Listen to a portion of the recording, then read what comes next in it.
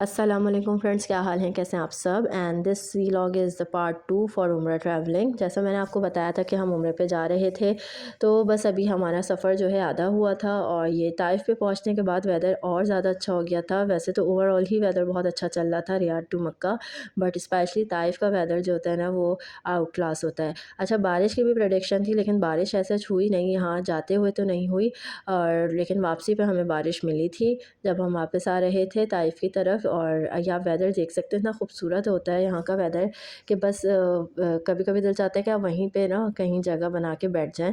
लेकिन क्योंकि सफ़र ऑलरेडी इतना लंबा होता है, तो आप इस कम से कम हमारी कोशिश होती है कि हम लोग स्टे करें, क्योंकि स्टे करने के बावजूद भी ना 2 घंटे आपको कभी कभी ऊपर लग जाते हैं बच्चों के साथ। लेकिन एनीवेज़, अच्छा, मैं साथ में आपको बताऊं, जब हम एंटर होते हैं ना मक्का में, तो रमज़ानों में स्पेशली वहाँ आपको रोक दिया जाता है और सिर्फ उन लोगों को जाने दिया जाता है जो बग़ैर एहराम के होते हैं। लेकिन जो एहराम में लोग होते हैं उनको वो रोक देते हैं। और जो है वहाँ पे पार्किंग होती है, फ्री पार्किंग। वहाँ पे जो है आप अपनी कार पार्क करके आगे जा सकते हैं उम्रा करने। अच्छा, हमें भी बिल्कुल एक्सपेक्ट नहीं था कि हमें रोकेंगे, क्योंकि फ़र्स्ट टाइम ही ऐसा हुआ था। लेकिन हमारी खुशकिस्मती थी कि जब हम वहाँ पहुँचे, तो पुलिस हेडक्वार्टर जो वहाँ पे था, वहाँ पे उन्होंने रोका और उन्होंने हमें अंदर भेज दिया पार्किंग के लिए।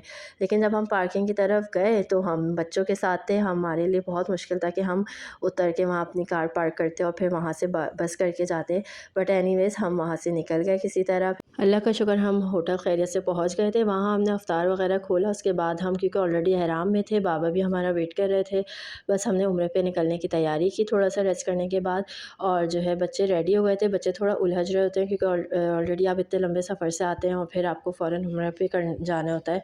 तो बच्चे थोड़ा परेशान हो रहे थे और परेशान कर भी रहे थे। लेकिन अल्लाह का शुक्र, फिर बच्चे सो गए और हम लोग जो है उम्रे के लिए निकले। अच्छा, हमें लगा हम कार पे जाएंगे, लेकिन हमें जब पता चला कि बस सर्विसेज फ्री हैं होटल टू होटल वाइज, तो हम लोग ने बस में बैठे और काफ़ी अच्छा एक्सपीरियंस था बस का। बहुत ज़बरदस्त बस थी, और क्योंकि रश काफ़ी था और जो है, लेकिन बस में जाने का ये फ़ायदा हुआ कि हम टाइम पे पहुंच गए। अच्छा, फिर हम यहाँ पे उतरे। हमने पहले सोचा कि हम कुछ खाने के लिए ले लें, क्योंकि हमने पूरे रास्ते कुछ नहीं खाया हुआ था और अफ्तार भी हमने बस ऐसे ही खोल लिया था। तो हमने जाने से पहले ये एक अच्छा काम किया कि हमने यहाँ रुक के रेस्टोरेंट से कुछ खाने के लिए ले लिया था।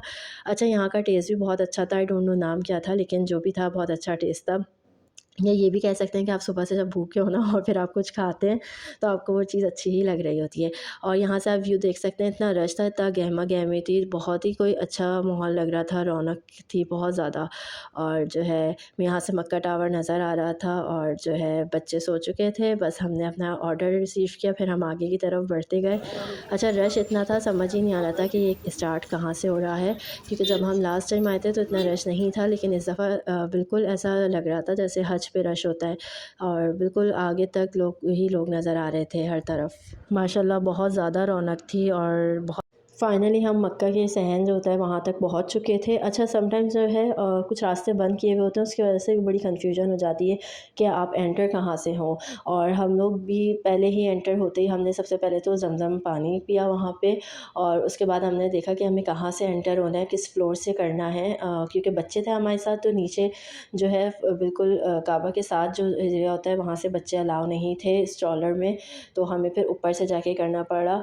और वहाँ से भी व्यू बहुत अच्छा आ रहा होता है, और क्योंकि मौसम भी अच्छा था, तो ऊपर से करने में ज़्यादा आसानी रही बच्चों के साथ। अच्छा, आप लोगों को यही मशवरा दूँगी, अगर आप बच्चों के साथ हो ना, आपके साथ 2-3 बच्चे हों, तो कोशिश करें कि ऊपर से ही कर लें, ताकि नीचे भी जो लोग होते हैं तवाफ़ कर रहे होते हैं, उनके लिए भी परेशानी ना हो और आपके लिए भी आसानी हो जाए।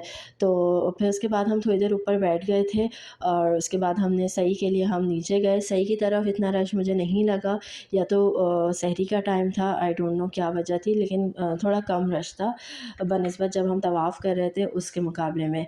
लेकिन यहाँ से मैं बाहर का व्यू देख रही थी, तो लोग सहरी के लिए अपना बैठे हुए थे, सहरी कर रहे थे।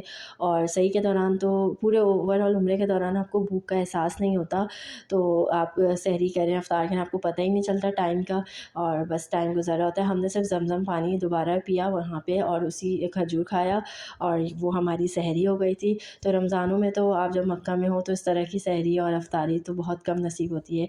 और उसके बाद अल्हम्दुलिल्लाह हमारा उम्रा कंप्लीट हो गया था। फिर जब हम बाहर आए तो सुबह हो चुकी थी, और और ये जो कबूतर है ना, ये मक्का के कबूतरों का एक अलग ही व्यू होता है और मदीना के कबूतरों का, तो ये हमने देखा। अच्छा, हमें वापसी पे जाने के लिए बस ढूँढने में बहुत टाइम लगा, आई डोंट नो क्यों ऐसा हुआ, लेकिन जो बस हमारे होटल की थी वो वहाँ पे नहीं थी और काफ़ी टाइम लग रहा था उसको आने में, और तकरीबन हमें 1 घंटा सिर्फ इसी में हो गया था बस ढूँढने में। फिर हम किसी और बस वाले से रिक्वेस्ट करके उसमें बैठे और जो है वापसी का हमने सफ़र किया। अच्छा, सबसे अच्छी बात ये है कि बस सर्विसेज बिल्कुल फ्री थी, तो बहुत आसानी रही बस के मामले में हमें आने जाने में।